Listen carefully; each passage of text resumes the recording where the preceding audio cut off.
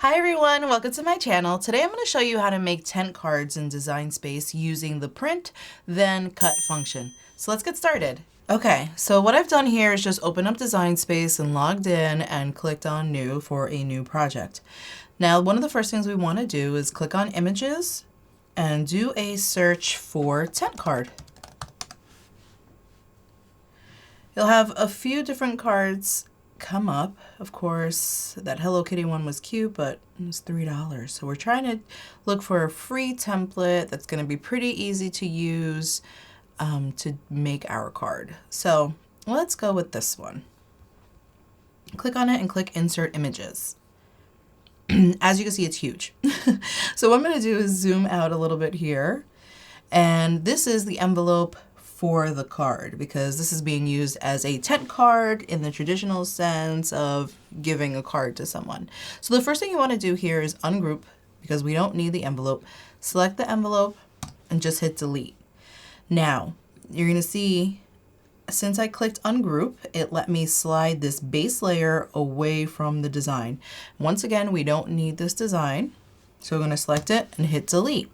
Now we're left with a basic tent card itself with the score line. And you're going to see, if you look over here on our layers panel, we'll see that it's the only option is detach, which means that the score line and the card are attached together, so that once your machine goes to cut the card, it's going to also then add the score line with the stylus, or if you have the maker with the emboss with the scoring tool.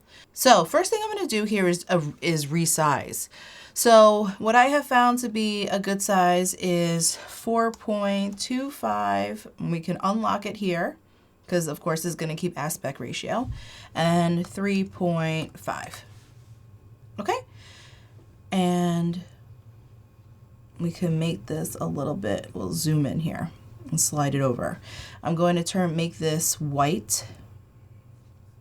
So I just clicked on the actual card, going to make it white here, because that's what I'm going to keep it white to make my table card. Now, the next thing we're going to do is, let's say you want to use this as an escort card for a birthday party or any type of party. You want to set it up on a table and you want to have people know where they're going to sit.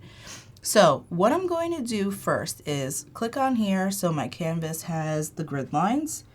And I'm going to line up my score line with this gray line here, so I know exactly where I'm leaving off in the middle. This is just what I do. And then I'm going to click detach. Okay, so now that means that I have two separate layers between the score line and the actual tent card. So what I'm going to do here is click on text. I'm going to say Jennifer. And you're going to choose your font. So let's say it's a fancy party and you want to have Samantha. So I'm using the Samantha font just to also show you a couple more features in Design Space that you may be wondering about. So I personally like when my script font is together and doesn't have spaces like this one shows. So a quick easy way that I do that is select the name.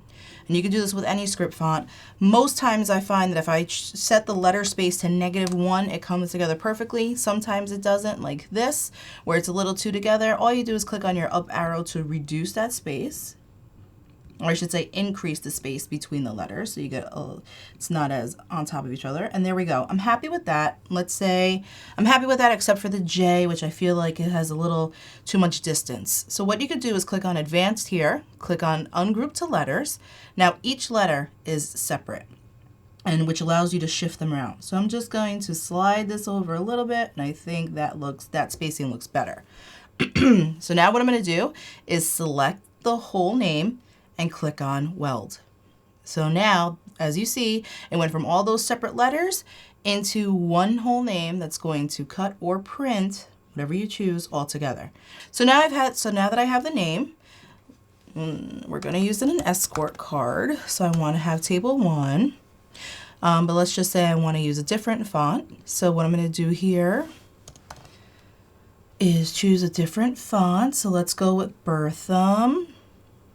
See, and I wanted more of a block font, so I'm going to choose this one, size it, bring it over. I think it's a little too big in relation to the name, so I'm just resizing it here, slide it over, eyeballing it to what I think is the middle, And voila, there is your table card. Now, what you'll have to do here, since we're using the print then cut function, we want to make sure it prints on the card, and then you can put it in your machine to cut it, and it's going to stay as one piece. So what you want to do then is click on Jennifer, click on table 1, and click on your card. You want those 3 layers. Then you want to move down to flatten. Now this creates one card with text on it that's going to be printed. Now your score line is now behind. So what you want to do is click on arrange, send your card to the back, and there's your score line again. Now, as you can see, be careful because they are 2 separate layers. You're going to select everything, or you could click on select all up here, and you're going to click on attach. Now what that did was attach your score line to your card. So now your machine knows after this prints with the name and table number, and you're going to put it through your machine, it's going to then put the score line in this exact spot where you kept it. Okay, so that's how you're going to do an escort card. Let's say you wanted to, I'm going to duplicate it here. Another example is, let's say you're having a party and you're setting up a buffet or you're setting up a little ice cream station and you want to show what each item is. You could actually create little table food tent cards, which I did for somebody, and it was a little hot chocolate bar and it was really cute. So what we want to do here is click detach and unflatten. This is all if you don't want to create it from scratch, and I'm just hitting delete here. And once again, hitting arrange and send to the back. So now that your score line shows up here. And I just want to show you a quick other way that you could do this. So we're going to do a search for gingerbread. As there is a really cute gingerbread design. And these little oh snap ones are cute. And this is the one I used. So click on that image and bring it over. I'm going to resize it so that it fits. Now you could create 1 or 2. You could put it in the middle here. You could duplicate it and create multiple ones so that it spreads out throughout the bottom. It's really whatever you feel comfortable with. You could click on your box here and make sure that your gingerbread is a little bit above, the edge here. So let's just say that looks good. And then let's say this is going to be marshmallows. And I want a cute little kid font. One of my favorites is this DJ Doodlers. Look how cute that is. So now this little table card, let's say it's a hot chocolate bar. That's what I made it for, is going to say marshmallows. And then you could keep it black. Let's check where we're at here. You can move it over a little bit. You could keep it black, or you could select it and choose another color. If you want to do red, let's say, really make it pop. Now we're going to do the same thing. This time we're just going to have 3 layers.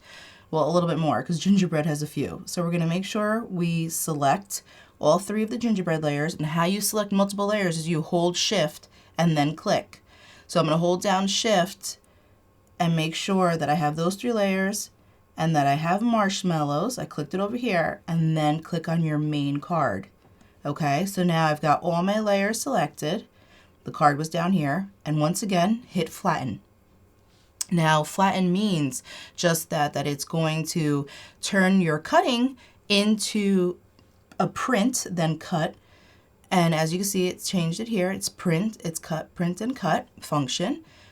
Click on your card, hit arrange, send to the back so you can see your score line.